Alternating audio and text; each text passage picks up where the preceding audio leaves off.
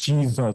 Heavenly Father, we commit today's AGM proceedings into your hand because we know and we believe and we trust that whatever is committed to you never fails. Father, we pray that every proceeding of ours today, every deliberation of today will be acceptable unto you in the mighty name of Jesus. And at the end of today's AGM, let us have full cause to glorify your name. Don't let us share your glory with anyone. We will not share your glory with anyone. All the glory, honor, and adoration will be for you, and all the blessings will be for each and every one of us. Thank you, everlasting Father. Blessed be your holy name, Lord. For in Jesus' matchless name we have prayed. So, thank you. I'll be calling on the Registrar Chief Executive of a great institute to read the notice of this meeting.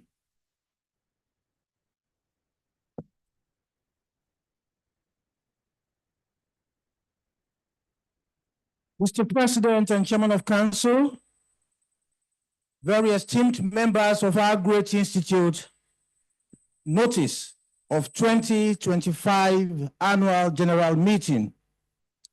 Notice is hereby given to all members that the Annual General Meeting of the Chartered of Bankers of Nigeria will hold as follows. Saturday, May 17, 2025 at 10 a.m. Venue is Bankers House, PC 19 at Deola Hopewell, Victoria Island, Lagos. It will also hold on the virtual platform. Ordinary business. The following businesses will be transacted at the meeting as ordinary businesses. A, to adopt the minutes of the annual general meeting held on April 6, 2024. B, to receive and consider the audited financial statements for the period ended December 31st, 2024.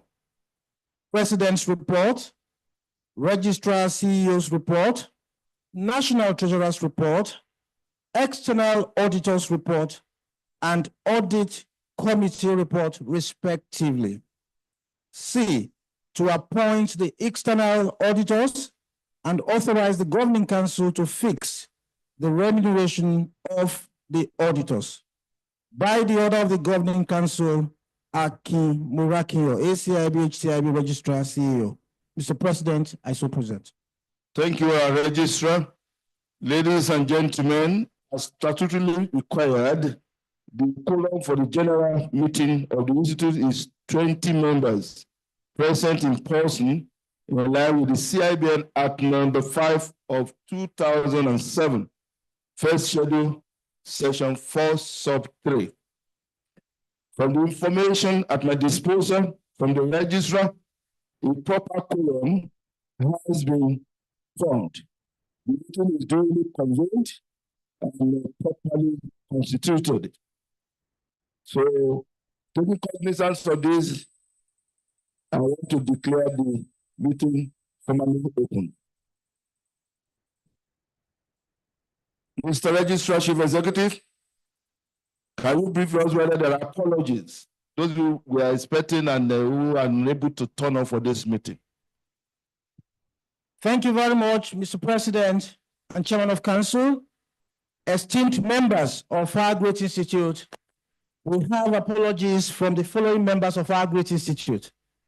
Dr. Joseph Nana, FCIB, Mrs. Nneka Unyaliko, FCIB, Mrs. Miriam Olusoya, FCIB, Mr. Okachi Arian, Mrs. Nneka Stella Eweji, HCIB, Professor Dokas Odunaike, Dr. Don Ogbuna, FCIB, Mr. Muhammad Ali, HCIB, Dr. Muhammad Isa Tuse, FCIB, Mr. Kachuku Chekode, FCIB, Otumba Babatunde Omele, FCIB, Mrs. Leia Shola, FCIB, Mr. Chinoze Okonjo, FCIB, Barrister S.O.Q. Giwa, FCIB, Chief S.O. Dada, FCIB, Mr. Abdukali Karama, ACIB, Mr. Sani Musa, FCIB, Mrs. Musu Olushoga, FCIB, Mr.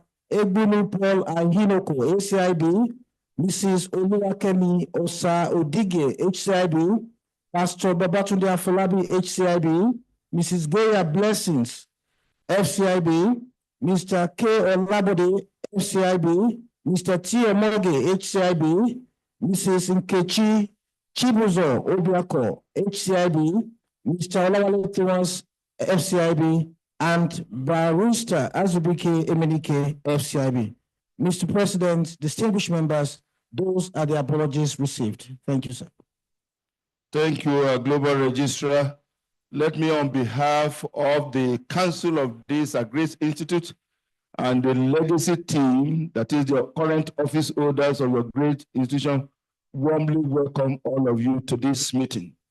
In due course, my message will be formally presented, but at this juncture is just to warmly welcome all of us that are here. We cherish our leaders, leading lights in the industry, council members that are here. You know, they will be formally recognized when the full presentation will be made. Once again, on behalf of the legacy team, I want to warmly welcome you to this very, very important meeting. I will just go to the next agenda straight away, because our desire is to make sure that within 2 hours, we should be done with this meeting in line with our position at this point in time. And as confirmed by the registrar and also confirmed by myself, this minutes was sent to every one of us online in various platforms, and I believe we have gone through, so we are not going to waste time reading it one by one. Peradventure, there is a minor mistake here and there that you discover. We don't advance to that correction, but we will not be good. We can send it directly to the secretariats to save time so that we can do some other important things for the day. I will quickly go by page number 1, page number 2, page number 3,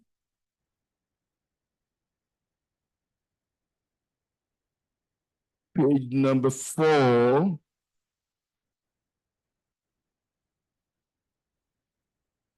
page number 5.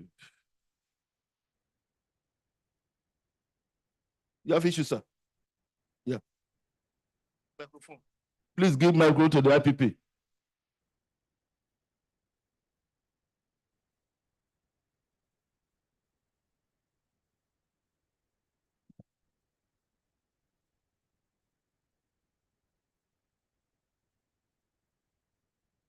Okay, page number 2, 5.4, update on CIBN CFS. I think the last line talking about CIBN CFS achieved a surplus. For completeness, we need to know how much that was the surplus. Please reflect.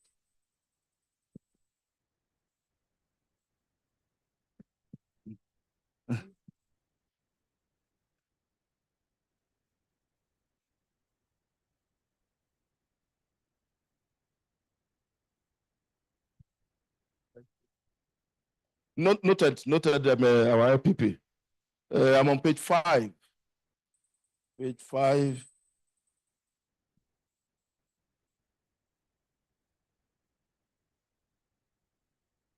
Page 5. Page 6.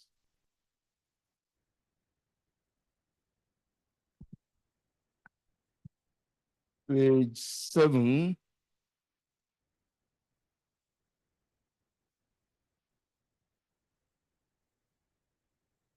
Page 8.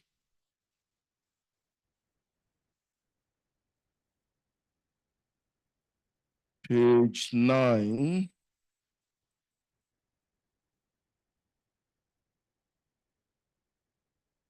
Page 10. Page 11.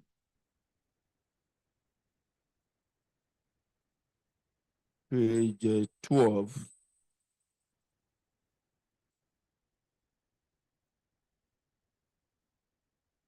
Page 13.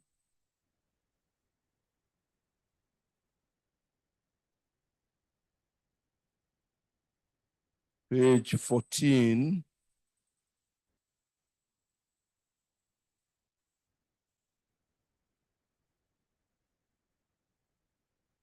page 15,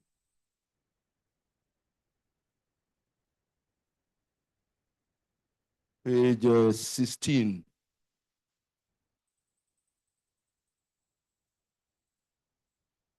page 17,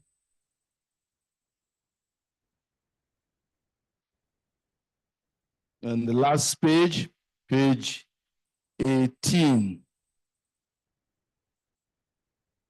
If there is no other corrections to be made on the minutes, I will appeal to any one of us who was present at the last AGM to move a motion for the adoption of the minutes. It could be virtually done, either virtually done or physically done. I will recognize those of us who join virtually.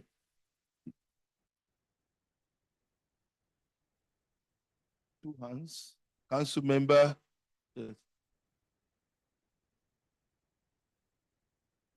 Hi, Adekunle Kefas Adewale, PhD, FCIB, hereby move a motion for the adoption of the minutes. I so move. The council member, you supporting the motion? Yes. Yes.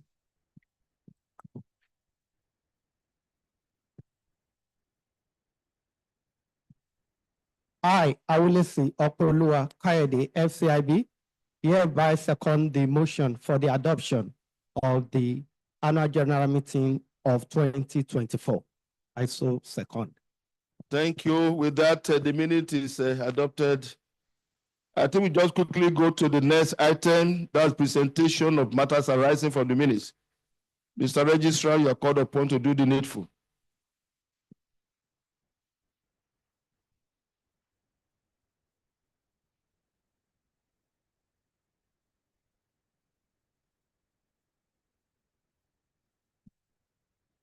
Mr. President, very distinguished members of our great institute, the following are the matters arising from the meeting, the annual general meeting held on April 6, 2024.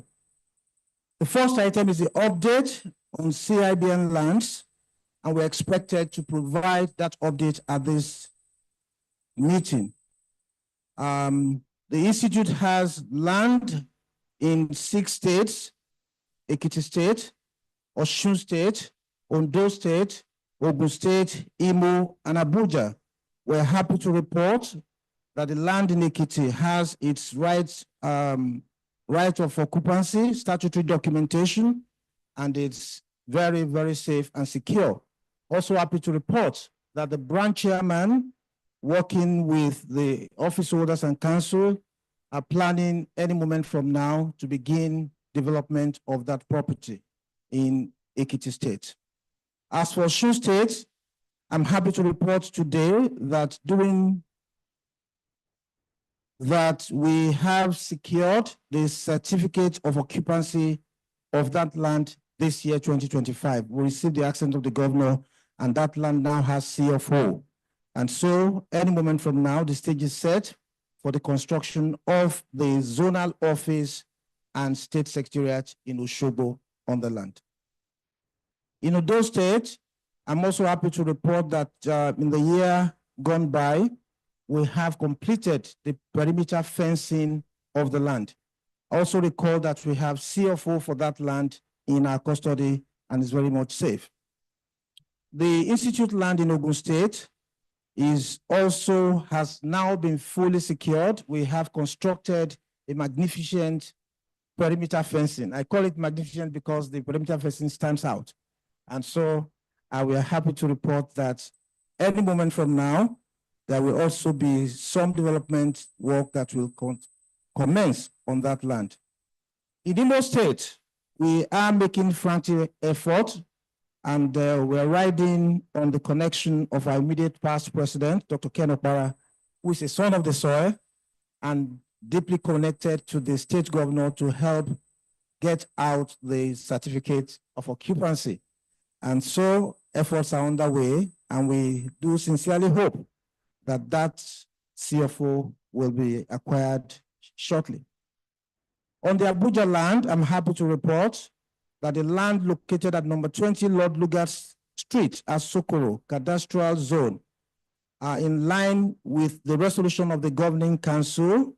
The land has been sold, and we now have the money in our coffers. Recall that we purchased that land earlier with the purpose of building a banker's house on that land. But since we already have a banker's house standing in Abuja, the council decided that that land should be sold. And I'm happy to report that that land has been disposed. We purchased that land at about 157 million, and it was sold at 800 million. So review of the Cibn Act. The Cibn Act bill is currently before the Honorable Minister of Finance, from where it will progress to the Federal Executive Council and thereafter to the House. We are working frantically to ensure that the bill moves from the office of the Honorable Minister of Finance. And I'm also happy that in our midst today, we have His Excellency Otubafemi Pedro, who is the Chairman, Business and Government Relations Committee. And that's their main agenda as that committee. And I can assure that His Excellency is on it and doing everything possible to ensure that the bill moves from the office of the Honorable Minister of Finance to the Federal Executive Council. And hopefully by the time we come next year, we have sweeter stories to tell about the Cibn Act. And lastly, but not the least, is update on our legacy projects. Happy to report that our institute has successfully completed phase 1 and phase 2 of the legacy project, which has 9 institutions. And then the council also approved that we take this further with additional 3 institutions, Babcock University, Lishan Remo, Ogun State, Lagos State University of Science and Technology, Ikorodu, and University of Nigeria, Nsukka. The project development has commenced in the first 2 institutions, and in the second half of this year, we will commence the construction of the project at University of Nigeria, Nsukka. Mr. President, very distinguished members of our great institute, those are the matters arising. I so present. Thank you.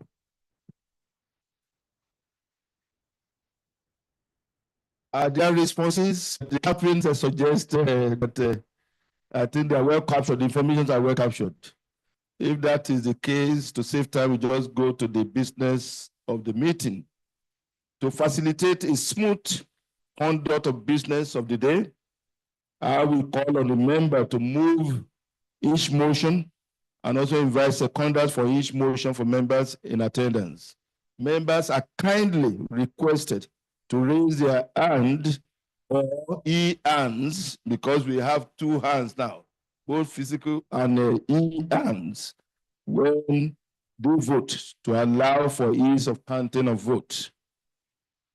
Within the motion, those in favor of the motion should please raise their hand and e-hands. After noting the hands, those against the motion should also raise their hand respectively, and we will recognize them as doing so. Is that taken by every one of us? The modus operandi we want to adopt, I hope it's taken. So you can just move to the ordinary business of this meeting. The next item, if you look at the agenda, is to bring before the members the annual report, a financial statement for the year ended December 31st, 2024. To save time, I'm of the candid opinion that all the reports should be taken, that's a tradition here, should be taken before questions and answers and discussion on the 3 reports, namely the registrar's report, the president report, first of all, the registrar report, and more importantly, the financial report of our great institute. So on this note, I will proceed to give my own report. Thank you.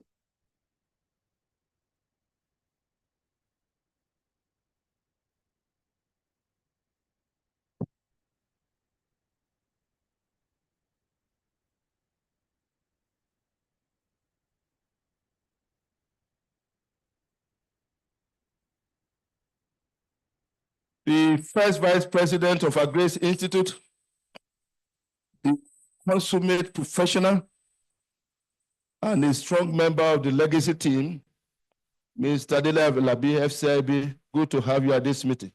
And thank you for the support for the past 1 year that we have been, working together. Let me also recognize, the second vice president, the mother of legacy team in person, Mrs. Mojisola Asiru Suit, FCIB. Good to have you. Thank you for your support over the years. And also permit me to also recognize Dr. Peter Ashade, who is joining us virtually, who is not around now, who has also been very, very supportive. And you will see the confirmation when the account fundamentals of this institute is being presented. The global registrar, I changed his name when we came on board because we want to operate at the global level. The global registrar of our great institute, who has also been doing a very yeoman's job in our institute, the registrar CEO, Mr. Kimurakiyo, ACIB, HCIB. Thank you for adding another feather to your cap during the year.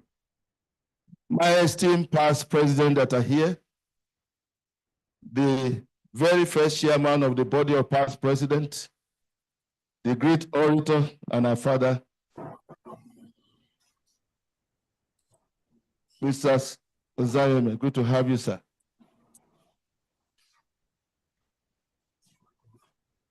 Okay, the person that do not have the list. I'm peeping so that I don't make a mistake.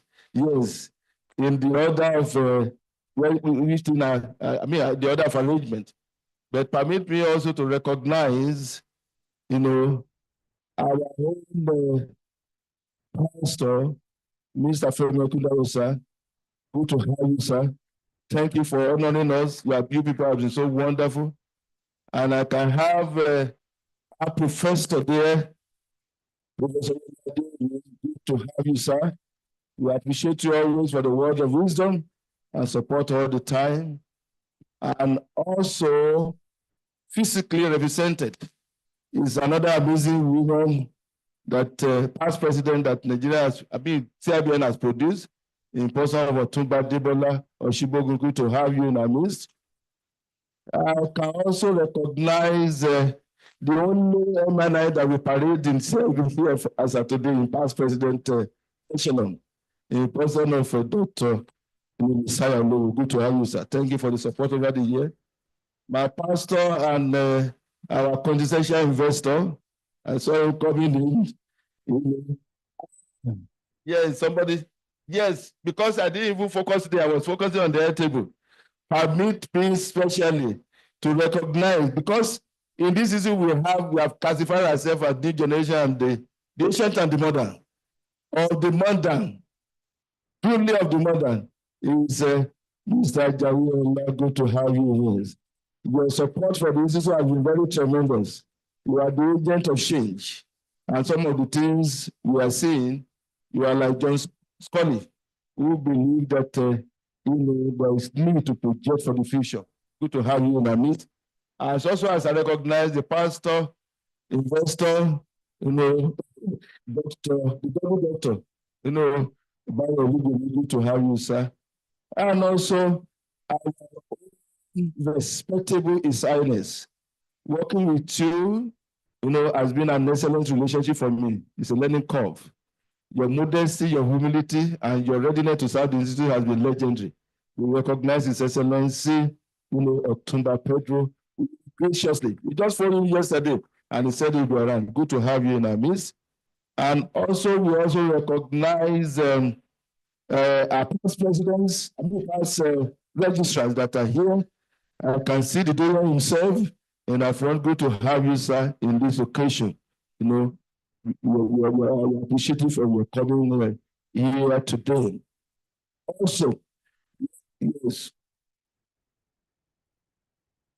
Online. Yes, I been directed that one of our leading leaders is also on the platform. That's Professor Ajibola. Good to have you, sir. Thank you, sir. And some members of the MDs are also on the call. We have Mr. Elias Ibn your globals. Is there?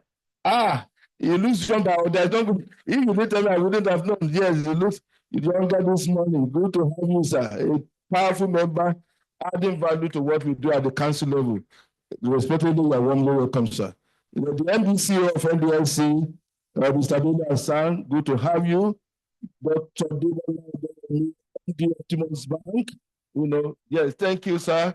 Thank you. We appreciate you for coming here. And the chairman of the body of CEO, the body of CEO has been tremendously of support to what we do here, being headed by Dr. FCIB, the group managing director of UBA. And also let me acknowledge all our leaders. Yes, all our leaders that are there, and also permit me to recognize the man who passed the baton to me, specially, and he'll be glad today. We have his speech that we are not relenting. We are building on what he has built in person of Dr. Ken Opala, who is in our midst. Good to have you, sir. Thank you for coming, and thank you for your support for the past 1 year. Even our nose was shaking initially, you were there for us. And also the other MD and banks, MDs that are here on the floor, we want to thank you. And also our leader, one of those who have played the very pivotal history for several years, but who now is the head of another professional body, Alhaji, the president of ROD. We can't, yes, we can't forget all your services in First Bank in those days. The name was synonymous to First Bank. Thank you for coming and honor us this morning. All the past registrars that are here, either virtually or physically, we recognize you, sir. Members of my council, who has been very supportive. I can see all of them here, Mrs. Urako, yes. My own Dr. Masiki, good to have you, sir. Pascal Solomotu, good to have you. And Mr. Apolomi, good to have all of you here. And thank you. Yes, Mrs. Ladime JPWB, good to have you, sir. And the Lagos, the chairman of the Tiger branch of our branch. Yes, good to have you. Oh, London, yes, London, the man who hosted us a few days ago. Where are you? It's good to have you. We had a very wonderful, conference in London a few weeks ago, the first of its kind in recent time. And thank you for coming, to attend this meeting. Members of the council, fellows, associate honoraries, and let me recognize also a man that is so dear to my heart, and that is president of Alhaji Bakare is there. Thank you to have you. These were those people that we were in the front fighting the battle, that some of the things that we are seeing today. Thank you for being there and for agreeing to serve in our committee. And you have been there doing a wonderful job. We appreciate you, sir. Thank you. Members of the academia, members of the banking industry, community, management and staff of Cibn, distinguished Nigerian students, esteemed audience, and that are here physically and also virtual partners, gentlemen of the press, distinguished ladies and gentlemen. Today, for me, is a day of giving an account, a mid-year media account. We entered into a contract on the 17th of May, 2024. I came forward, I beg you to be your leader. And I want you to listen passionately, whether we will be able to do anything at this midterm, so that we can also put on our toes that we have a long way to go. It is a privilege to welcome you to the 2025 annual general meeting of our esteemed institute. We are truly delighted to have you as we celebrate our accomplishments and set our sights on the promising opportunities ahead of every one of us. Your presence today is invaluable to me. I will deeply appreciate your unwavering support and commitment to our mission. I need me to let you know that the full text is in that booklet, but to save time, what I did is to separate the grain from the shaft and also pick some salient issues that might be of interest to you. But you can still go home and read them, cogitate deeply on them, and also send your feedback to us, and we will do the needful. It has been an incredible year since you placed your trust in me and my team to lead our institute as the 23rd president and chairman of council. My investiture held on this Friday, May 17, 2024, exactly 1 year ago, marked the beginning of this journey. And I'm grateful for the opportunity to serve. I don't take it for granted. In my inaugural address, I introduced the legacy agenda, a strategic framework promoting innovation, ethical conduct, competence, and equal opportunity for all stakeholders, regardless of age, regardless of gender, regardless of geography. In this report, I'm honored to present to you our midterm achievement under this agenda. Let me at this juncture acknowledge the unwavering support of my colleagues in this team. Anytime I see them, I used to reiterate the fact that I'm a very lucky person because those people supporting me, the team members are just wonderful. And they kept me going. They put me on my toes. They challenged me during meetings. And that is the kind of team that I would love to work with. And I thank them for working with you. Thank you all the office holders, that I recognize before. They have been so wonderful to me, in carrying out this assignment. Notably, there was also, ladies and gentlemen, the 2024 was an eventful one filled with great successes, but not without its downturns. For example, the industry witnessed strategic policy shifts, regulatory advancements, and technological innovations that redefined the financial services landscape. Notably, there was a significant drive towards implementing the Cibn's recapitalization directive, with many banks on the path towards meeting the risk required capital threshold well ahead the 2026 deadline. On the other hand, we mourn the grave loss of the titan himself, the warrior himself, in the Nigerian banking industry, Dr. Herbert Wigwe, a notable member of this institute, FCIB, former group CEO, Access Holding PLC, along with his wife, Mrs. Shizoba Wigwe, and their son, Shizu Wigwe. Additionally, we mourn the passing of Mr. Abiy, former chairman of the Nigeria Asian Group. It is also disheartening to note the painful exit just a few days ago. Somebody we still been together and we chatted together during the council, and he was talking as if he's going to be alive in the next 100 years. Mrs. Oluwafunmilayo Adedisola Balogun FCIB, who on his death was the chairman audit committee of the institute. Statutorily, she should have been the person presenting the audit committee report to this esteemed gathering today. In a similar vein, we commiserate with the families of 10 other eminent members of our institute who passed on to glory in the year under review. Full list is contained in the registrar report. Their immense contribution to the banking and finance industry will forever remain indelible, and their legacy will continue to inspire us. I want to seek your permission. May I request that we be upstanding as we observe a minute's silence in memory of these quintessential, members of our institute.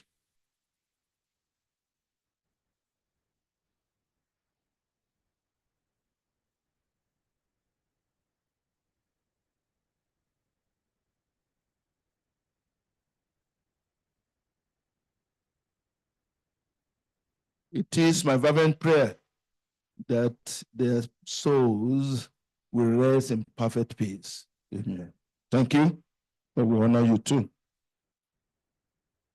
Esteemed audience, it is important to highlight that the Institute made remarkable progress in the year 2024. All our statutory programs, all the one we inherited from our great leaders in the year, we experienced a boost, ranging from graduate induction program, the magnificent annual lecture that we used to have, the iconic Banking and Finance Conference that recorded an unprecedented attendance of over 10,000 participants globally, including the physical presence of the Vice President of the Federal Republic of Nigeria and the Vice President of the Federal Republic of Congo and the President of the Federal Republic of Liberia. That is the very first time we'll be having 3 heads of state from different countries in Africa attending our program. Our fellowship investiture was grand, and we celebrated our fellows with pomp and pageantry. The annual bankers' dinner was phenomenal.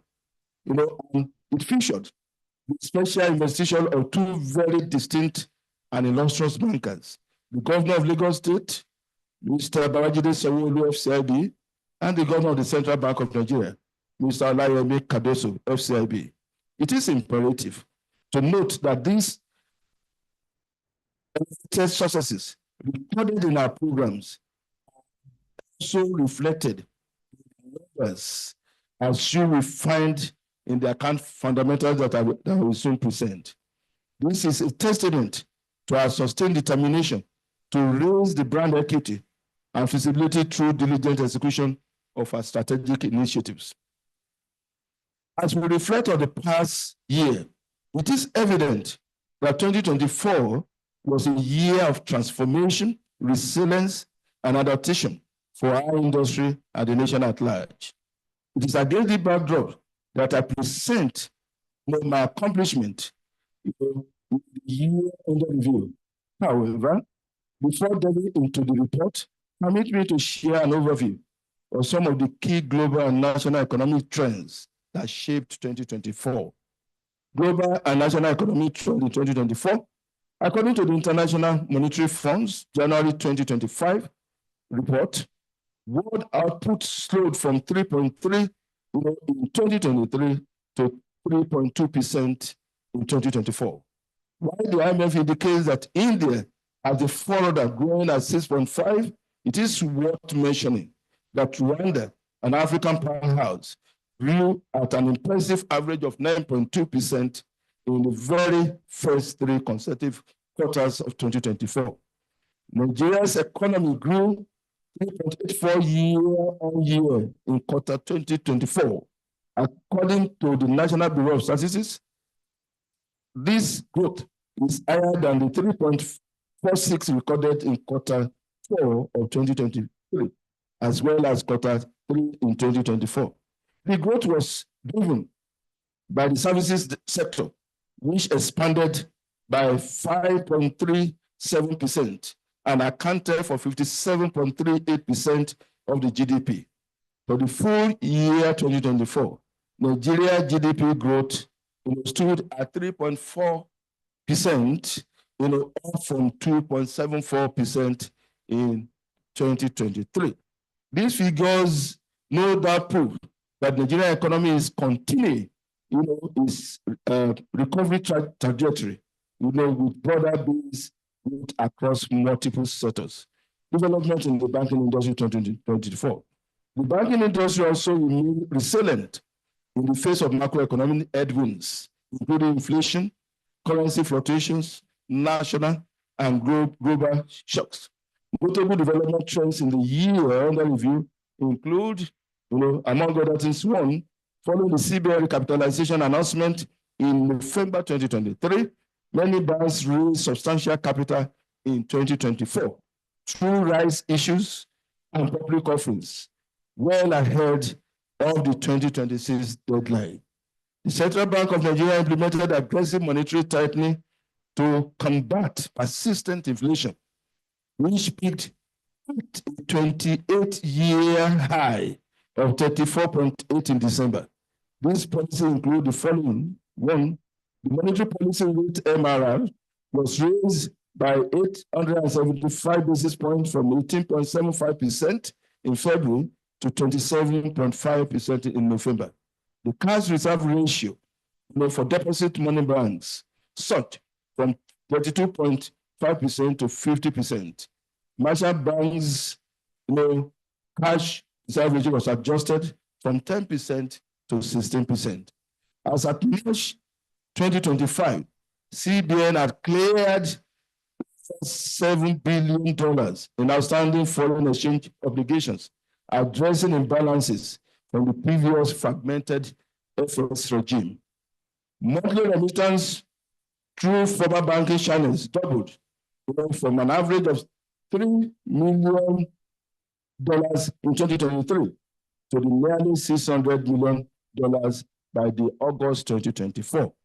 Credit to private sector rose from 62.5 trillion in December 2023 to 75.96 trillion in November 2024. The foreign exchange reserves increased also from $32.9 billion in December 2023 to over $40 billion in December 2024. On December 2nd, 2024, CBN introduced an electronic FX machine, FX matching system to enhance price discovery and reduce market manipulation. Now, distinguished financial performance of your great institute that should be of interest for any active member of this great institute. Distinguished members, I'm particularly delighted that our institute continues to work stronger despite pockets of macroeconomic headwinds in the year 2024. The institute delivered a record-breaking net operating profit of $1.99 billion in 2024 from the $1.35 billion surplus in 2023. Marking an impressive 48% jump. Internally generated revenue that has been a great concern to some of our leaders over the years increased to $3.37 billion from $2.39 billion recorded in the previous year, representing also 41% growth. Similarly, total asset of our great institute grew, from 10.16 billion in 20 grew to 10.16 10.16 billion in 2024 from the 8.17 billion in 2023. While the cost income ratio in 2024 stood at 51.7% compared to 58.9% in the corresponding year. That shows that the management and the office holders were really, doing a lot to ensure that that takes place. The cost to income ratio is way below the approved council threshold of 61% for the 2024 financial year. The diligent execution of our strategy plan, cost revenue expansion, and the strategic cost optimization drove strong performance that is being witnessed this year. Strategic focus. The legacy agenda unveiled during my investiture as the 23rd president and chairman of Council of our great institute, Federal Bankers of Nigeria, was conceived to transform the banking and finance sector by driving innovation, ethical conduct, inclusivity, and competence in the industry. As I deliver my mid-term report to this distinguished gathering, I am proud to affirm that we have made remarkable strides in this regard. Recall that I came with a mantra that I call legacy. And to distinguish it with ordinary legacy that is in the dictionary, I gave character to those words. And I will be, telling you how far I've gone with those characters that I gave to those names. My L, I said, is leading an innovative financial system. Have we done that? My E, I say, entrenching ethics, professionalism, and integrity. We need to ask us a question. G, I talked about gender, generational and geographical inclusivity. Have I done that? A, I talk about accelerating the institutional vision and value. Has that been done? C, I said competence. We need to be competent in the banking industry and finance industry to aid national development. Have we done that? And why? Which is very, a cornerstone of our mantra is youth entrepreneurship engagement. Have we done that? As the great educationist Peter Drucker once said, the best way to predict the future is to create it. And we are determined that we want to create a future that all of us will be proud of as a member of this institute. So I will some of those items one by one quickly and share our achievement with you. You are the one to score us. Yes. There is no doubt that innovation is essential for survival. Building on past successes, we promise to sustain our leadership in financial innovation by engaging stakeholders and also completing the institute digital transformation. Project to drive impactful advancement. In the year under review, I'm proud to report the following shareholders engagement. In the period under review, we embarked on several strategic engagements to maintain our relevance while providing an impactful value proposition. To this end, we had engagement with a total of 102 stakeholders of the institute, out of which 53 were external stakeholders and the remaining 49 comprising of internal stakeholders. The external stakeholders include managing director and chief executive of banks, regulators, government officials, academia, media outlets, professional associations, traditional authorities, international organizations, and other stakeholders. The internal stakeholders include our esteemed and highly revered past president, the body of past registrars, and our state branches. I'm delighted to say that we had engagement with all the branches. One of the promises I made is that in my very first year, I will have either direct or physical contact with all the branches. And to the glory of God, I stand in your front today to say that I touch all the branches, the 40 branches, 37 locally, 3 internationally. And we have warehoused all the essence of the interaction is for us to know exactly where the shoe pitches them. And the second thing we'll be doing now is that when we are going back, we solve their problem. With your support, I think is doable. Digitalization, esteemed audience, I'm pleased to report that the digital transformation project, which begun by my predecessor, the IPP, that's the person of Dr. is nearing completion. We have made significant progress in the development of these projects, which are starting to be delivered and commissioned in phases. The projects include the website revamp, the installation of a world-class multimedia and sound system, the launch of the learning management system, LMS workshop, mobile app, for us, enhanced network connectivity, improvement on payment-related issues, as well as automation and digitalization of our process. In line with our promise to increase the frequency of writing the institute examination, I'm pleased to announce that the frequency of examination has increased from 4 times a year. Now 4 times a year instead of what used to be 2 years a year. And I think your institute is the very first institute to take that audacious position. And we are holding on to it. We have done it. We have done it in February. We have done it in April. And I can assure you that we will also do the remaining 2 successfully by God's grace. Government relations. Distinguished ladies and gentlemen, it is my pleasure to inform you that we leverage our relationship with the public sector through the accelerated hearing speed passage of our Cibn Act. To this end, the legacy team led engagement with the following, and thank again once our His Excellency Otumba Pedro, Femi Pedro. On several occasions, he followed us, this small boy, to go and see the minister, and we are on it, and we were accomplished to the glory of God. So we met His Excellency Senator Kashim Chetima, DCON. We have been to him. We have been to the Honorable Minister of Finance, Honorable Tajudeen Abbas, the GCON Speaker of the House of Representatives, 3 state governors. We have visited 3 governors who are very close to us, the Lagos, Cross River, and Ebonyi State. We have also visited our own That's Senator Abibu,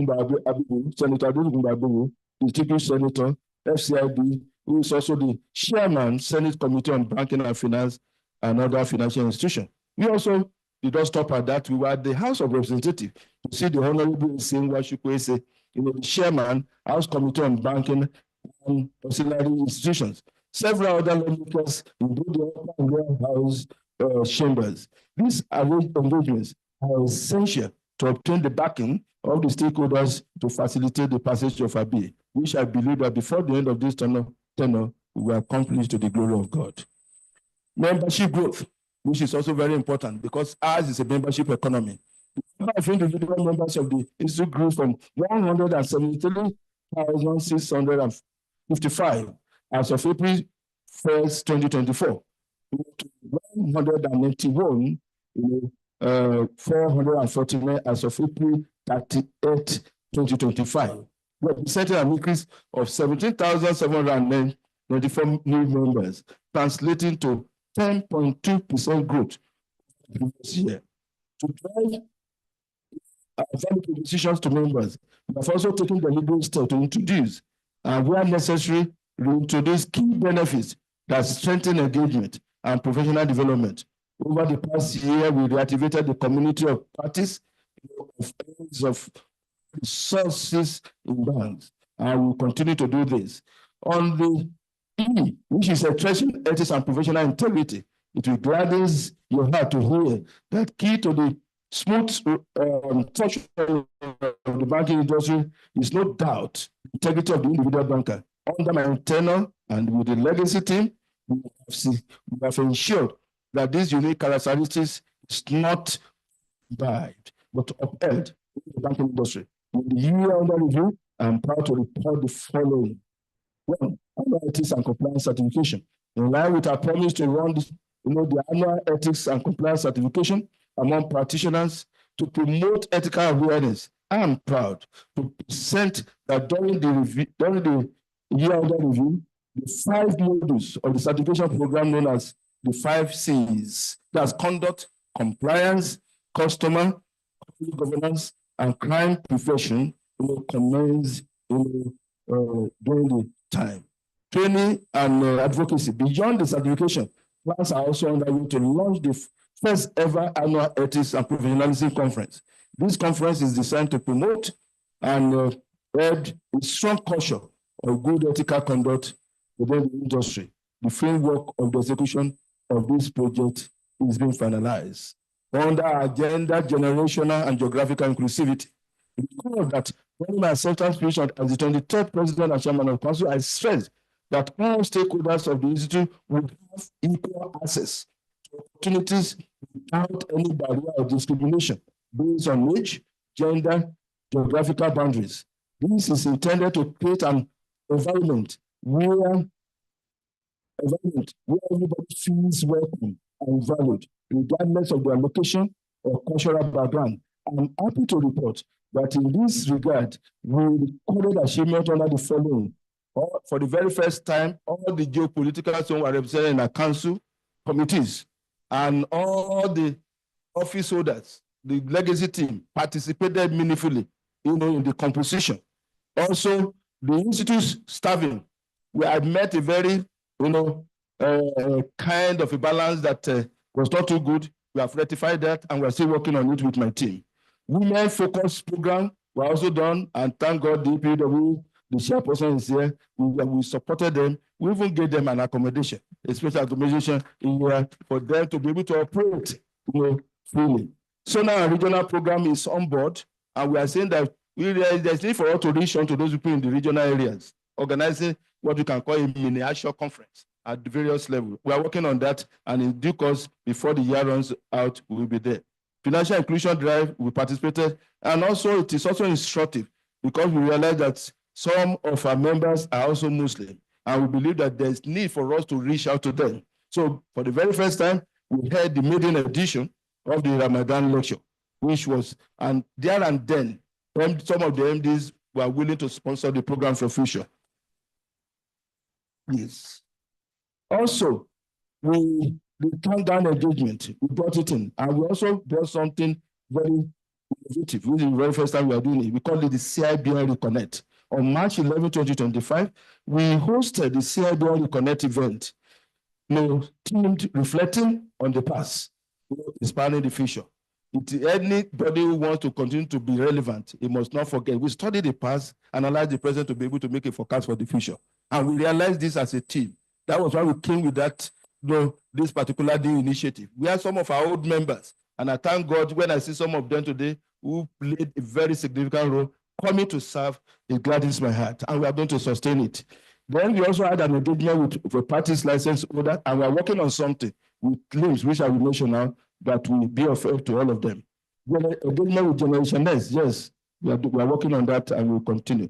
Branch engagement, like I said, I had already mentioned, I did that. Now, accelerating institute vision and values. That's what the in the legacy project. Guided by the vision of Cibn to be a global reference point for skills and conduct in the banking and finance industry. We have implemented laudable initiatives to achieve this mandate in the period under review. Revitalize the Cibn and overall market perception. During the period under review, we remain committed to continuous learning and professional development, and we ensure that the institute staff attended regular training and retraining on ethical and professional conduct to uphold our standards. So a lot of them, and I make sure that I work with the registrar to make sure that we have been doing this and the team. Enhance operational efficiency and organizational synergy. Esteemed audience, in addition to the digital transformation project that is intended to drive operational efficiency, I'm happy to report that we also provided a bus, a new bus for the institute, for the local access to ensure high cost of transportation. This is one of the very few institutes where people enjoy free transportation to their various homes. And when I came in and I saw that some people are short-changed, I said, no, for fairness, we should do everything. And we brought a new bus for them. And also for the staff too, it is on record that 2 directors who are eminently qualified to have a car had 2 new cars, for them to use. These are part of the thing we have done.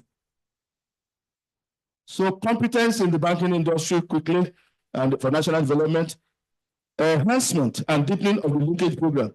During the period under review, we strengthen our engagement with the linkage institution by presenting a proposal to the Governing Council for the 3rd phase of the legacy project. Council graciously approved that the following institution will be given benefit of the 3rd phase of this project. That is Babcock University Illusion, Lagos State University of Science and Technology, University of Nigeria, Nsukka campus. I'm happy to report that work has commenced, and in the very first 2 institutions, while the 3rd one will commence in the second half. All of them we are going to finish to the glory of God before the year runs out. Start capacity and building in line with our goal. We boost competence, not just for our members, but also for staff. I'm proud to note that during the period under review, staff of the institute attended top-notch accelerated and strategically focused management and leadership training.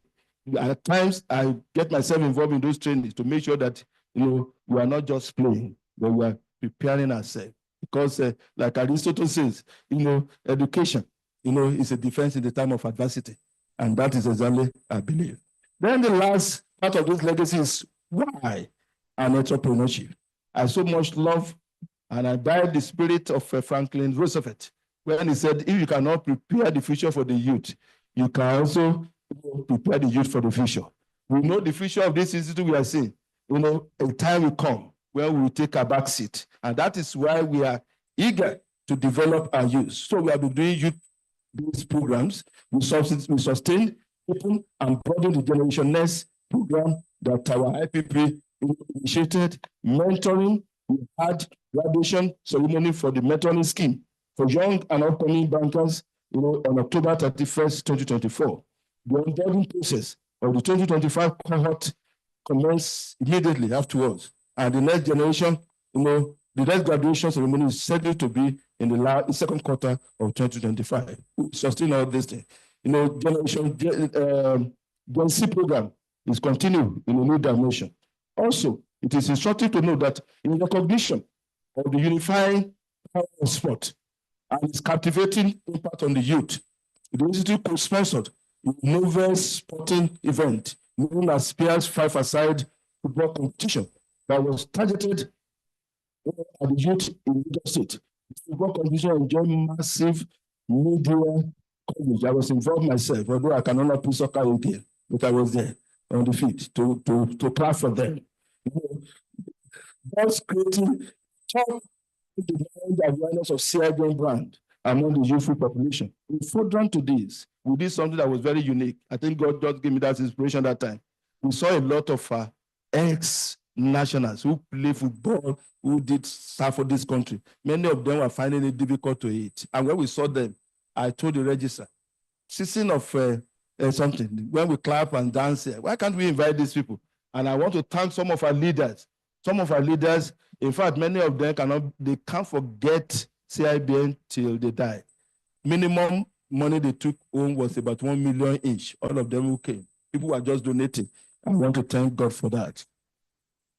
Concluding remarks, distinguished members, as we bring this report to close, I would like to express my sincere gratitude to our esteemed stakeholders, my team members. Like I said, I cherish them for their unwavering support. The accomplishment presented today would not have been possible without your dedication and commitment.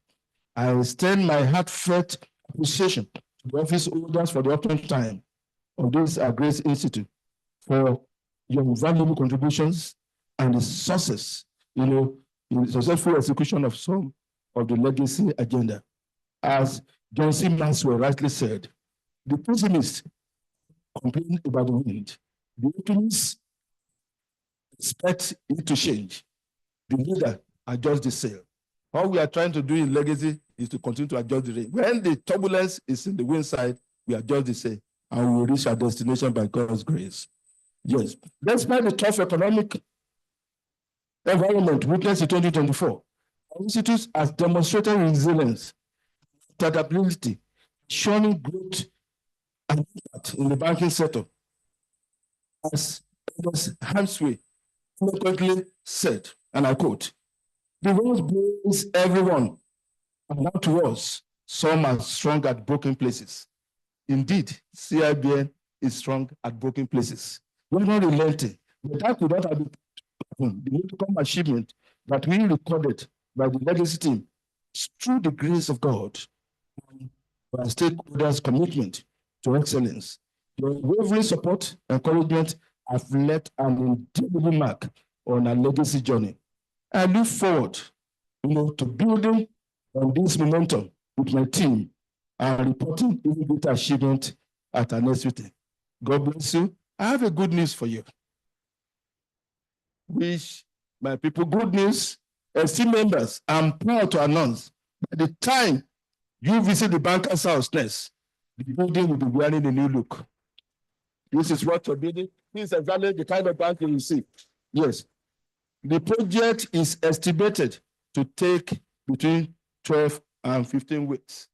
And when you come here, you'll be glad that you are a member of this city. God bless you. Thank you for your attention.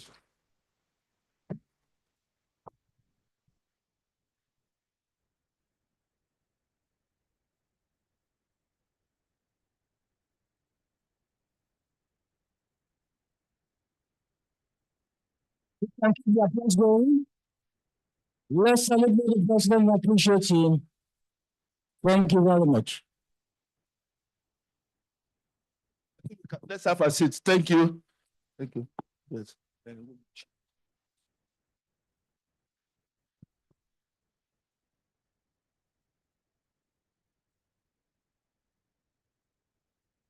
Mr. President and Chairman of Council, esteemed audience, with the permission of the President, like to quickly recognize some very special dignitaries in our midst, especially those on the virtual platform who do not have the privilege of sitting in this auditorium with us.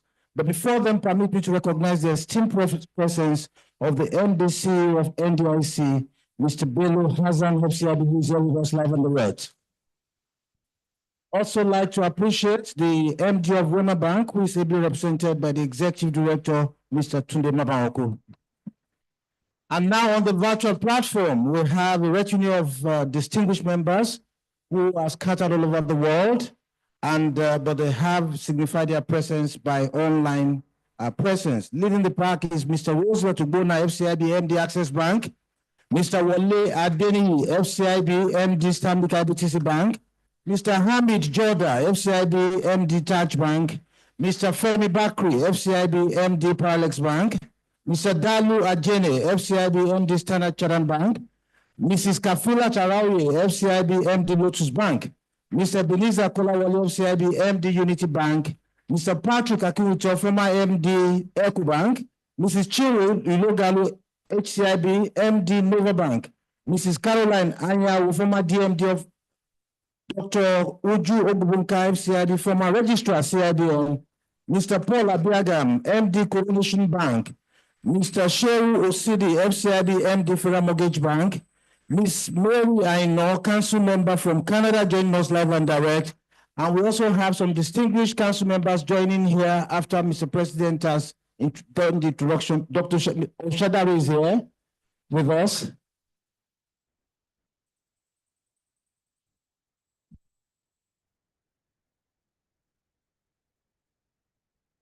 Mr. Abubakar Bello is also here as a council member. Here.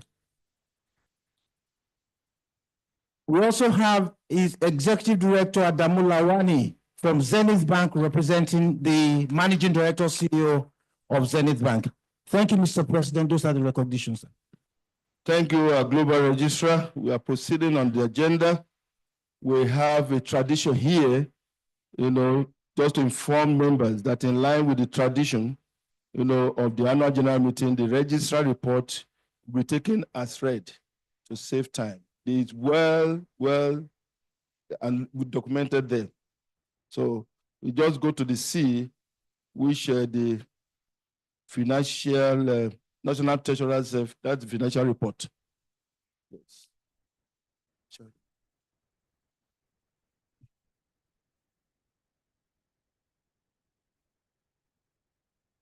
The National Treasurer, are you are the virtual platform? Can you hear us? So the floor is yielded to you. The national assignment is currently in Ethiopia. Yes. Thank you so much, sir. Thank you so much. The President and Chairman of Council.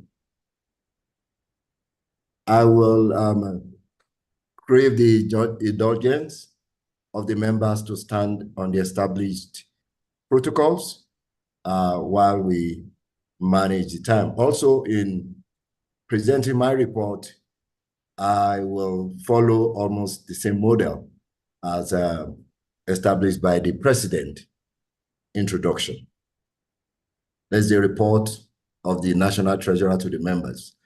As distinguished members, it is with great pleasure and honor that I welcome you to the 2024 Annual General Meeting of our highly revered institute and present the audited financial statement for the year ended 31st December 2024. Indeed, I am privileged to present this report detailing financial performance of the esteemed institute for the year ended 31st December 2024.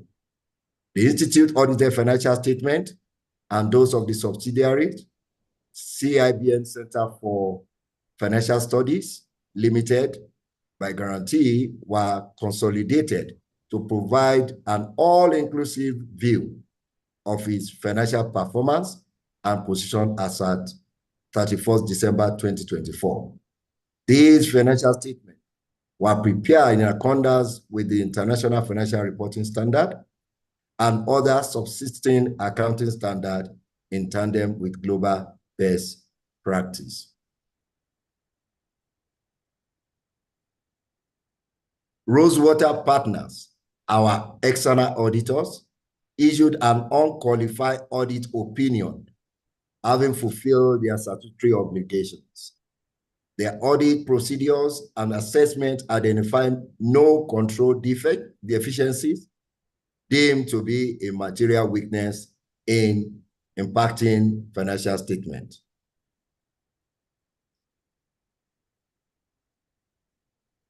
Sorry, excuse me. So I wouldn't be taking the global economic outlook.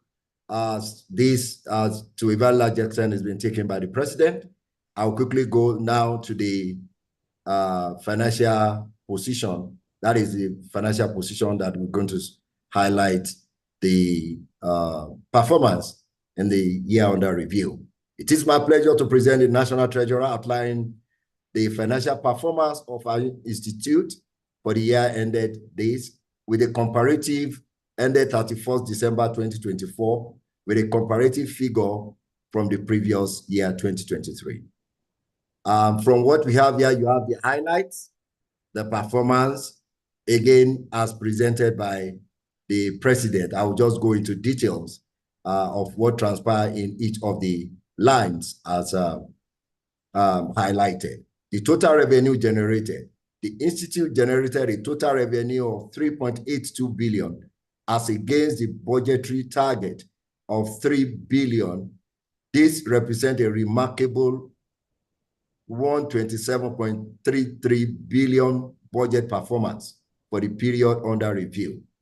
In comparison with the actual performance of 2.78 billion in 2023, the institute recorded an impressive growth of 37.41%.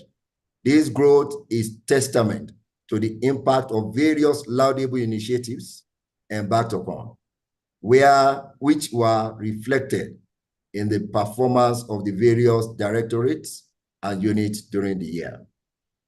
The internally generated revenue, our effort to enhance our financial sustainability through internally generated revenue has been particularly successful.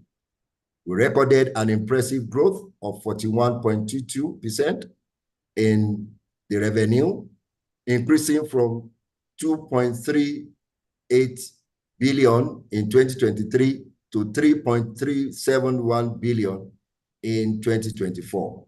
This strong performance indicates the success of our revenue diversification initiatives and our ability to adapt to the prevailing economic condition. Operating expenses. In an environment of escalating inflation, highly volatile operating environment, management expenditure has been key focus. Our expenditure increased by 23.99% from 1.405 billion in 2023 to 1.742 billion in 2024. While this increase is partly attributable to the inflationary pressure on operational costs, it remains significantly lower than the growth in our revenue, demonstrating prudent cost management. The net operating surplus. We are pleased to report a substantial increase of 48.06% in our net operating surplus, growing from 1.346 billion in 2023 to 1.993 billion in 2024. This significant growth, achieved amidst rising costs driven by inflation, underscores the effectiveness of our operational strategies and our ability to generate surplus despite economic pressure. Net asset.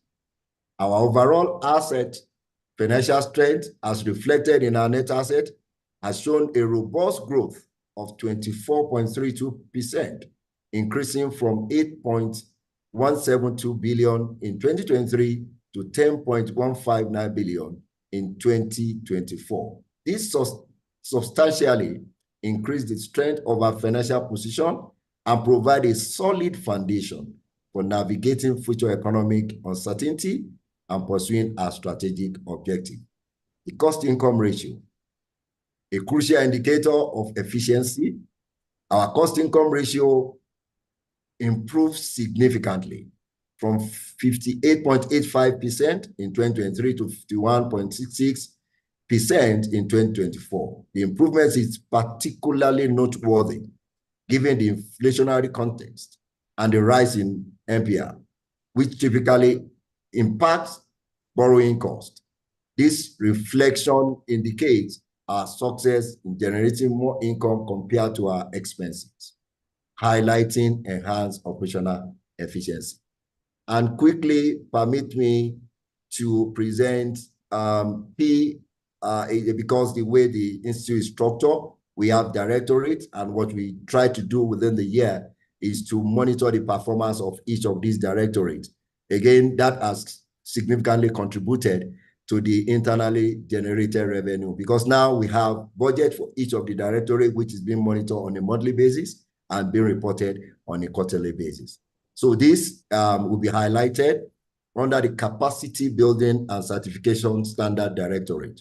In the year under review, the Capacity Building and Certification Standard Directorate generated a net income of 587 million, exceeding the year 2023 achievement of 392.625 million by 49.74%.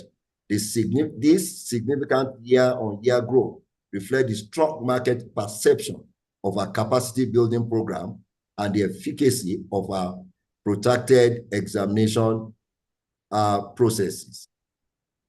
Under the Membership Services Directorate, the Membership Services Directorate concluded the year December 31st with a net surplus of 400.608 million compared to 437.469 million in the corresponding year, 2023. This resulted in a variance of 36.861 million.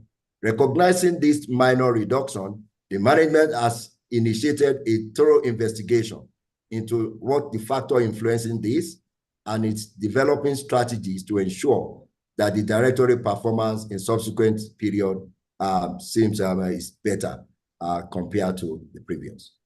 Learning and Development Directorate, the successful annual banking and finance conference held during the year significantly boosted the directorate financial performance, leading to a 36% increase in the net income.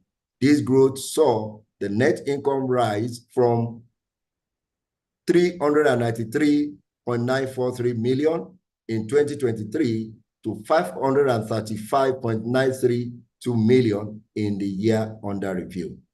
Annual dinner.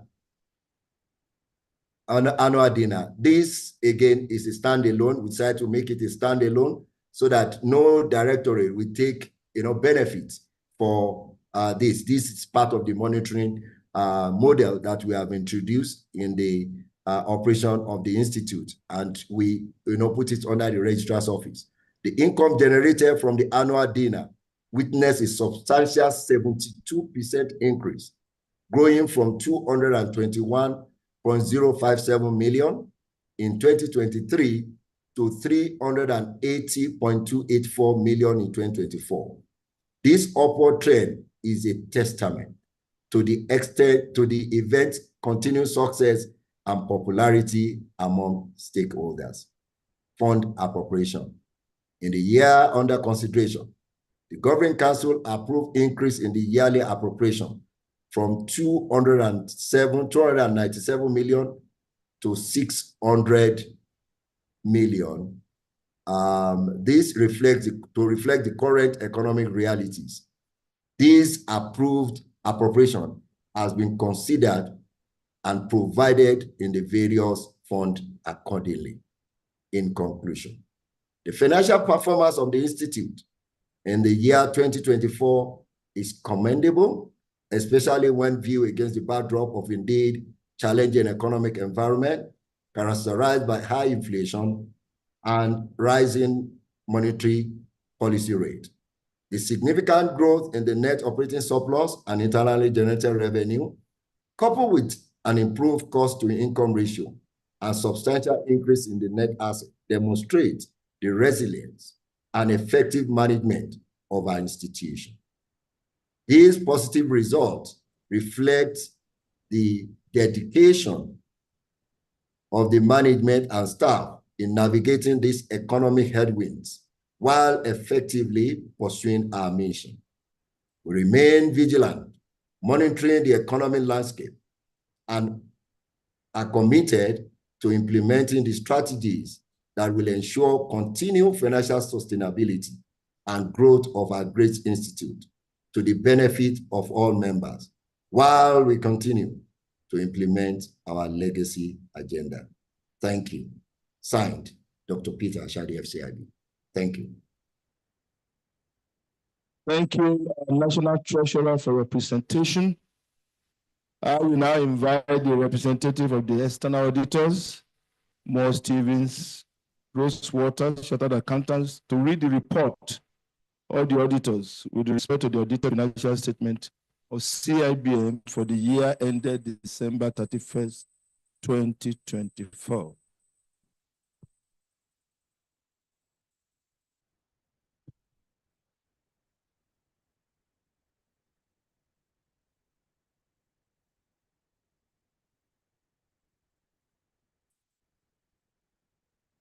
My name is Mr. Abiola Ilugbaju of Rosewater Partners. I'm representing the managing partner of Rosewater Partners. All protocols observed.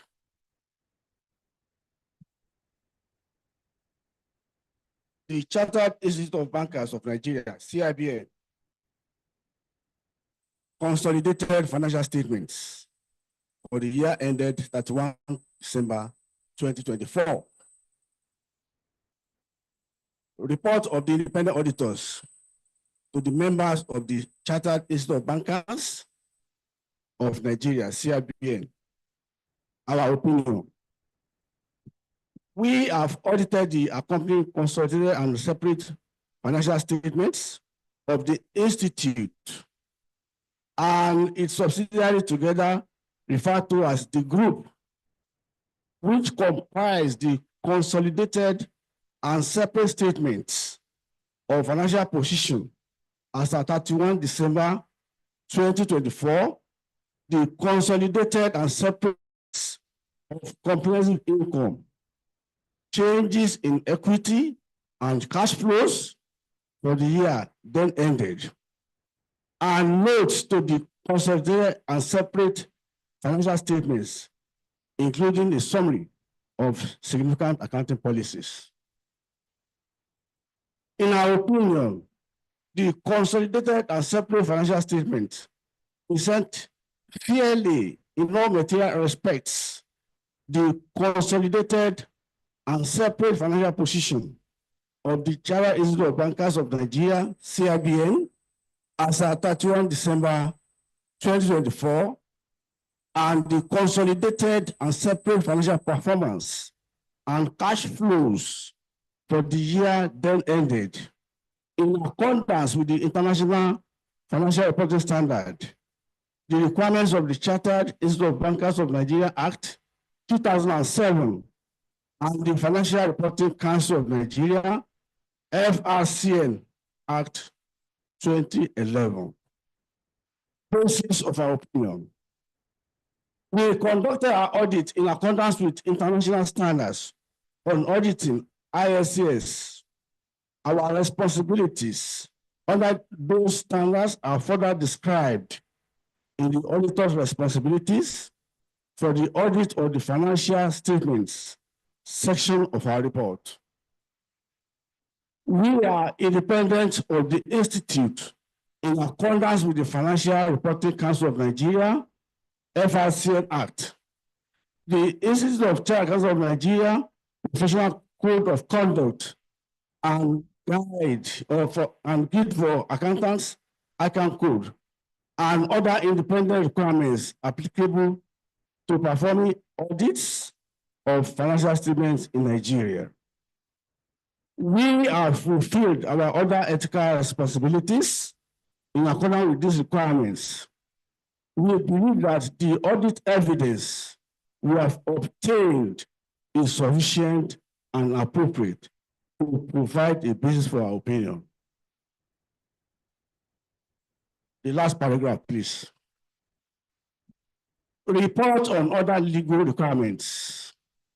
In our opinion, proper books of account have been kept by the Institute so far as appears from our examination of those books, and the institutes and the subsidiary consolidated and separate statements of financial position and statement of comprehensive income and in agreement with the books of account. Signed, Kayode Sumara, BSc Ons, FCA, FCTI, LLB Ons, BSCIC for Rosewater Partners. Thank you for your attention.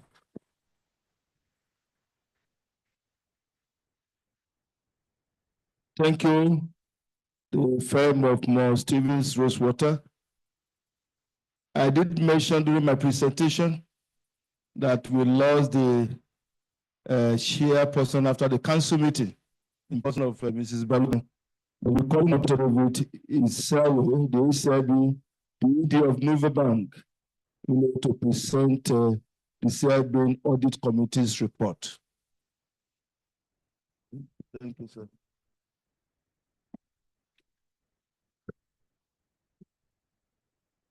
Thank you very much, Mr. President. Good morning, distinguished ladies and gentlemen. I will be taking the audit report in the absence of Chairman, just as announced by the President. May a gentle soul rest in perfect peace. So I'll stand with rules duly established. The report of the Audit Committee on the consolidated financial statements for the year ended 31st December 2024. In accordance with the first schedule of the Chartered Institute of Bankers of Nigerian Act 2007, the Governing Council appointed the Audit Committee to perform the oversight function over the Institute's financial reporting system, the audit process, and its system of internal controls. The Audit Committee, having exercised their functions as described by the Council, hereby reports as follows. Number one, the accounting and reporting policies of the Institute for the year ended 31st December 2020, in accordance with legal requirements, agreed ethical practices.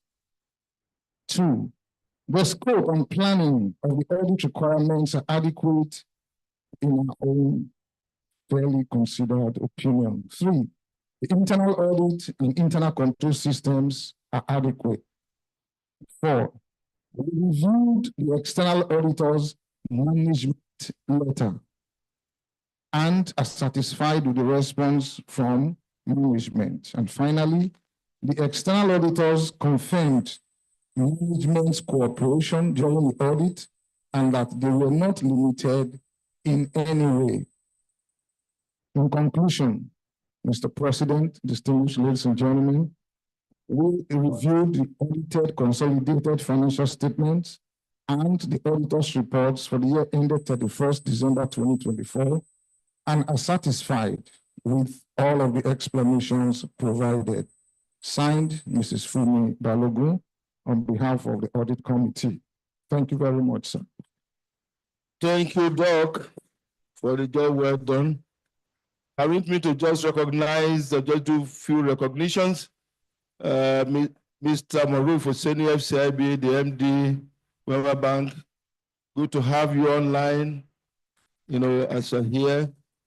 Also, a member of the council, distinguished Senator Tony Yaro, ACIB, member of the Governing Council, is also on the line. Thank you, sir, for coming. And also all our EDs of banks, there are so many here.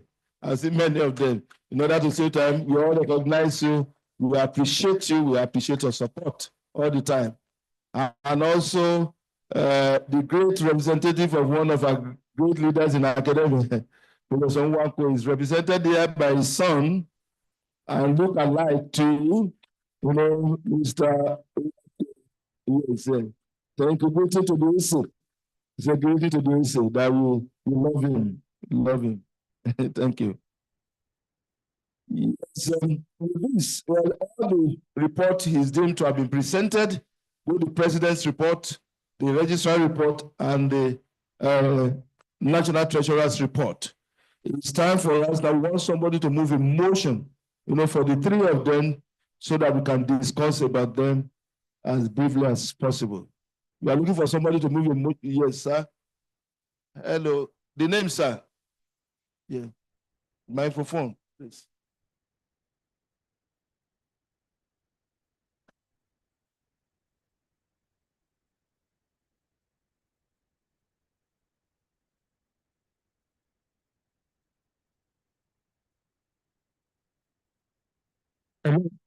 IJO Ogunbi FCIB hereby move the motion that all the three reports be used for this meeting. For discussion, for this meeting. Yeah. Any seconder, please? Let's be. Any female seconder? Yeah. Yes, yes, I see. Yes. I, Rafiat Whatever. Oluwato Unitary, a former council member, hereby second the motion for the three for the three papers for discussions. Thank you. Thank you all. With this, we are inviting people to ask questions, discuss about those reports.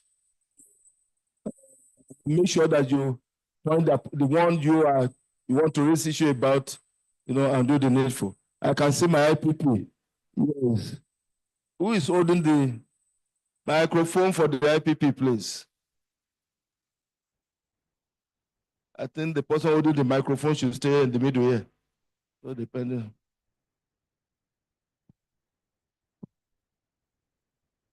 Distinguished ladies and gentlemen, let me congratulate the President and Chairman of Council and the entire legacy team, and of course, the office holder. This performance is quite historic. I want to commend you. Very, very strong performance. I can see the key lines for those of us that unveil the seal. You can see clearly that in all indication, we had a very strong performance, and I'm sure that you should be very proud of our institute. Well done. And if you look at page 159, you see clearly the fundamentals. You see the strong liquid position of your institute. If you look at the current asset, you look at the current liability, you will see how liquid this great institute is. And that's a measure of the fact that it is not just talking about paper-based income. Then I want to also take you to page 160. I like the fact that we are growing the accumulated funds. It's a measure of the fact that whatever surplus we've generated over the time, that we are also accumulating some for the rainy season, for the projects, one of which is what the President and Chairman of Council has also said. I want to call attention to second to the last item on that same page, 160, which had to do with the Human Capital Retention Fund. And I want to appeal to our CEO of banks to make contribution to this important fund. This fund was set up to take off the banking school. And you know that human capital development is critical. So looking at this fund, it means that we still have a lot of contribution to make. And I want to appeal to our people, CEO of banks, financial institutions, that have not made contribution to this. Please do so. This is very important. I want to also appeal to President and Chairman of Council that the banking school is important, that is of giving the importance.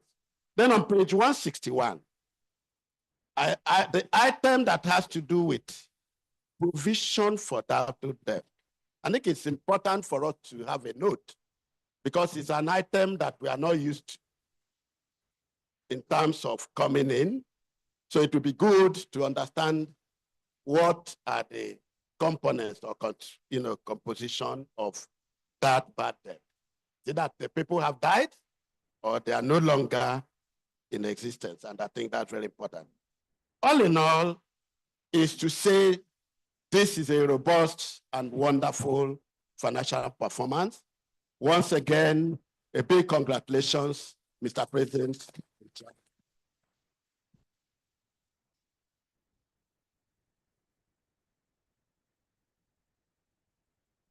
I think it's better we gather all the information, all the questions together, so that any other comment or question or clarification, because of time. Yeah. He's also a member of the council. Thank you, my president. I wanted to wait for all the substantive issues to be discussed first, but because I didn't see any hand up. It's to the auditors. You know, the practice is to date their report either before or on the day that the council approved and dated the report of council. But they dated their report almost 2 months after. That is not in line with practice, because the council considered their report and their opinion before the council approved it. So just in case next time.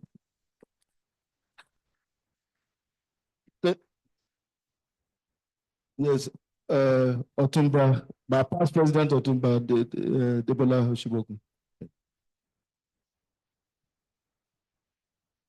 Our legacy president, all members of the office holders, members of the council, my past presidents, fellow past presidents, fellows and associates. I want to join my past president in congratulating you that you have really done very, very well. I think they deserve another round of applause. And of course, I will see this as a stepping stone, that you have declared something great today. When you are ending your tenure, it will be greater than this.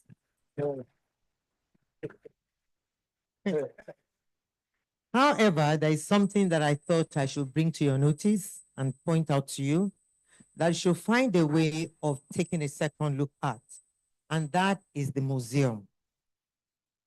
I want to appeal to you that it's something that we believe we can leave for generations to come.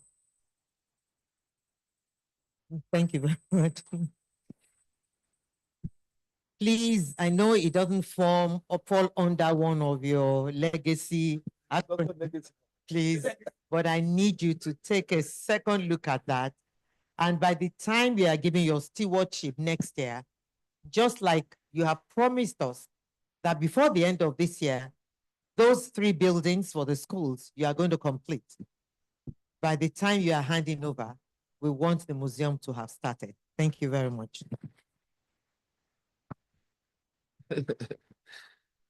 We want to thank our leading leaders and others who have raised one question or the other.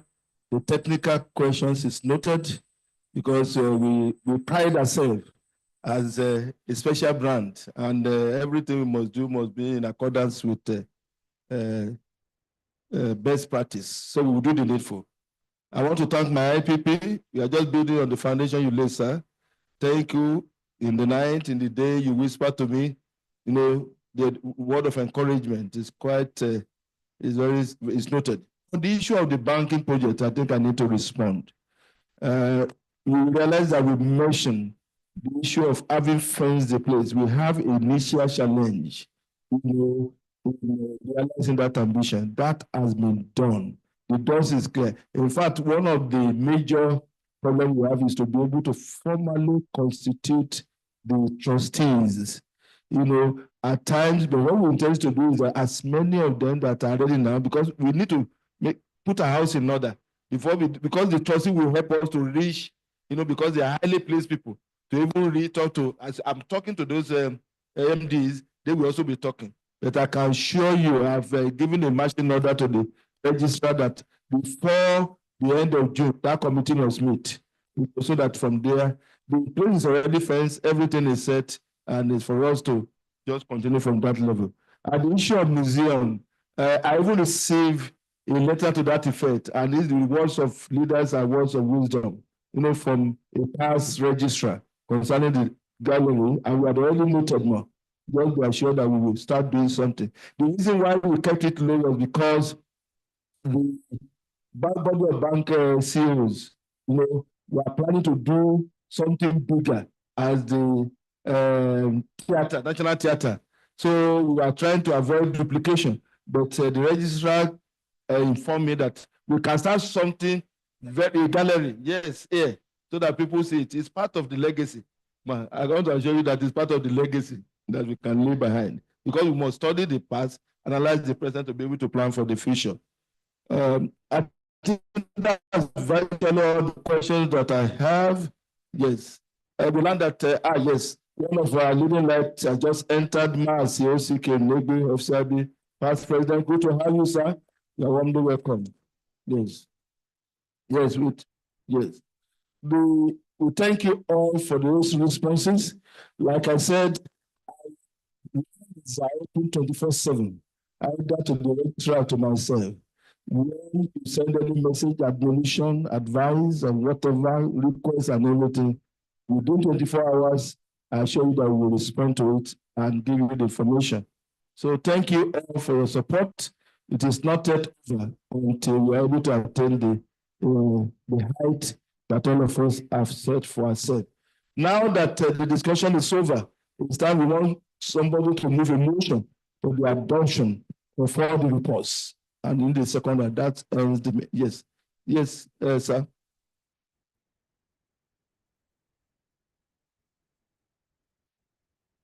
I see, sorry. Yes, that woman, Mrs. Adebisi, yes, you be the seconder. So that, because my past president is already challenging me, that I'm looking at this side alone.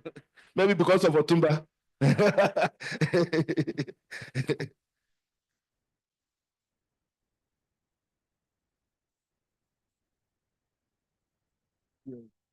Mr. President and the High Table, having received the report, accepted it, and discussed it, and all the questions and issues raised have been properly answered, I hereby move the motion that this report should just be adopted. Thank you. My name is Awumi Adeni, FCIB. I, Dr. Adebola Adebisi, FCIB, hereby second the motion as moved. Thank you. Thank you all for the response. We have a special resolution. As usual, I will now invite the National Treasurer, Dr. Peter Shaw, the FCIB, to propose the special resolution. I hope he's still on the call.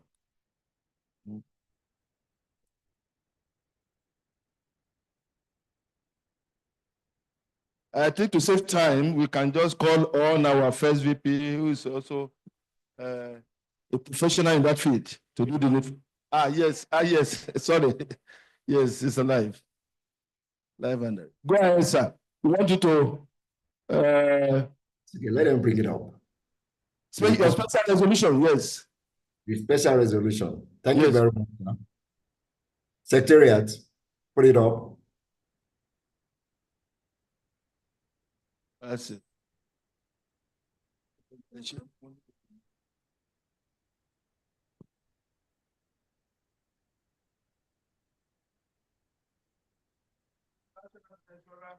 We are the opinion that the first VP can do the needful for you. We'll learn you don't have a copy there. So yes. Our time. Yes. Thank you. Thank you. Thank you.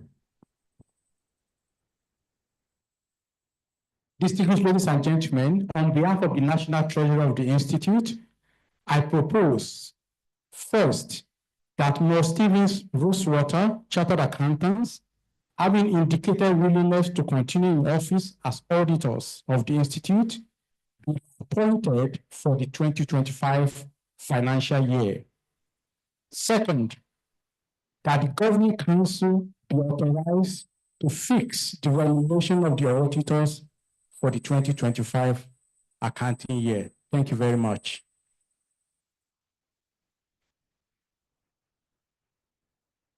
Yes, the chairman of Lagos branch is raising up his hand. Want to support?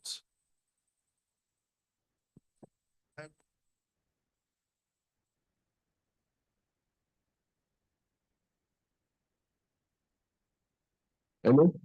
All right, so Adeyemo Adeye, FCIB, is moving the motion. Oh, seconding it. No. It's moving it. All right, okay, so I am seconding that the proposed resolutions be adopted. Thank you. Thank you. Once again, I want to thank all of you immensely for coming for this AGM, and in tandem with our time consciousness, we'll be soon.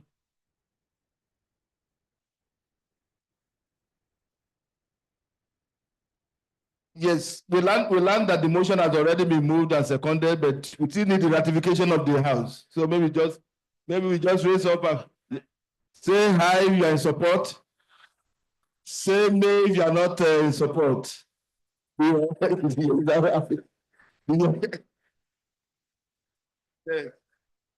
you for coming. Thank you. Yes, having exhausted all that we have on our agenda, maybe before the closure, I want to thank all who have made time out of no time to be here today to attend this AGM. We still continue to need your prayers and support in achieving all that we have set for ourselves. So we need somebody, having exhausted the agenda, we need somebody to bring motion for the closure of the AGM. Yes, my past president, yeah. Yes. My president, it's my pleasure to say that having discussed everything, I move the motion for the closure of this great annual general meeting. Thank you. The London UK branch. Yes, second. So that we know that because we are saying we are. Ben Anwuri, FCIB, chairman of the UK branch of the CIBN. I second the motion that we close the AGM. Thank you. Thank you. The closing prayer will be rendered by our MD of NDIC, sir, Mr. Bello Hassan, FCIB. The closing prayer, sir.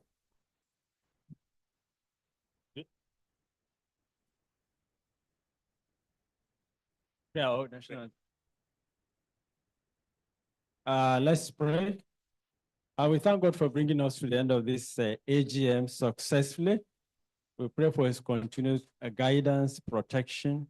We pray that may he give us the grace to implement all the items listed as part of the legacy agenda. We pray that may he continue to support the Institute so that the Institute will continue to excel. Amin. Subhana rabbika rabbil izzati amma yasifun wa salamun alal mursalin walhamdulillahi rabbil alamin. Amin. Thank you. National anthem before we. National anthem, CIBN anthem.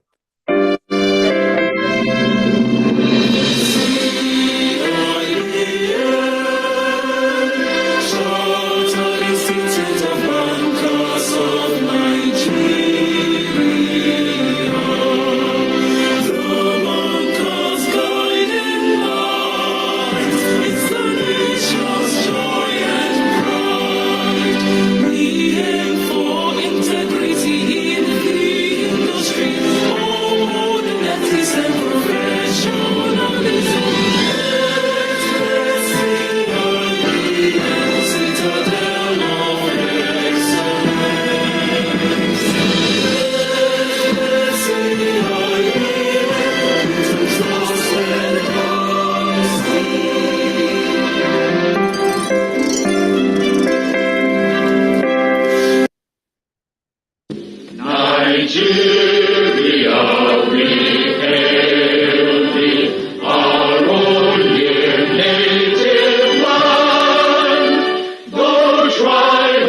and make it good.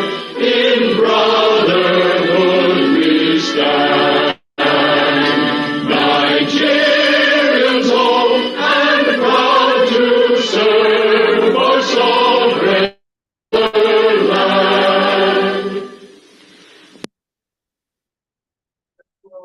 May God bless you.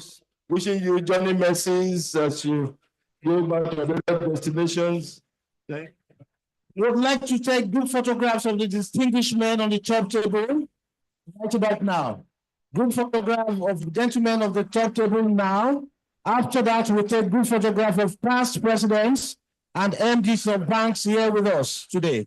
Thank you.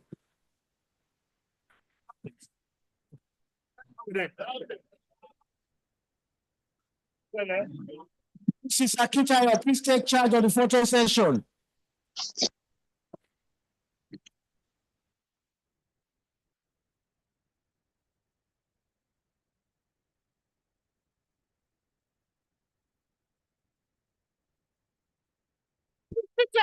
Taking, please. Front row. Sir, please. Vice President, please hold on for photographs.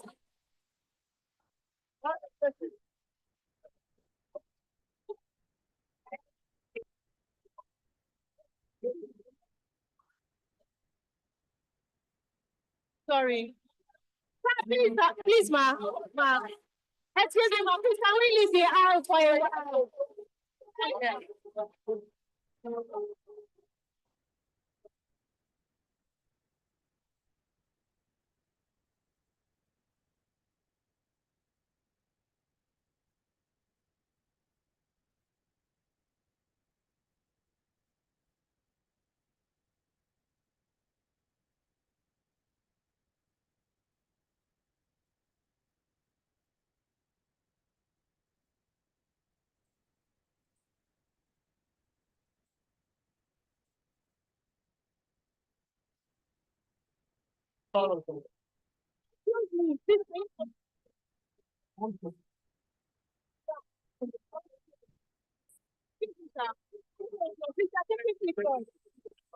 Yes, sir. Like clear the hair for the picture. Excuse me. This picture is being taken on the eye table. Thank you.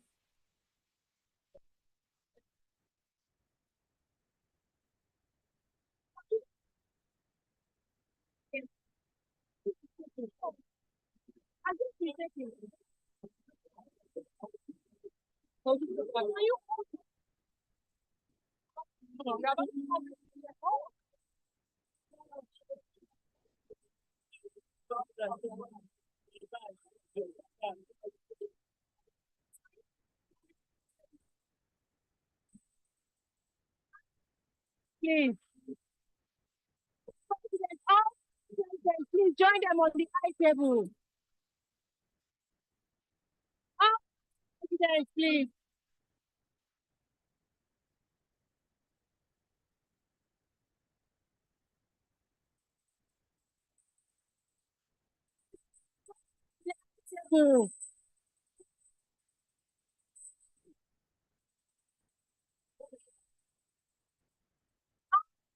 President.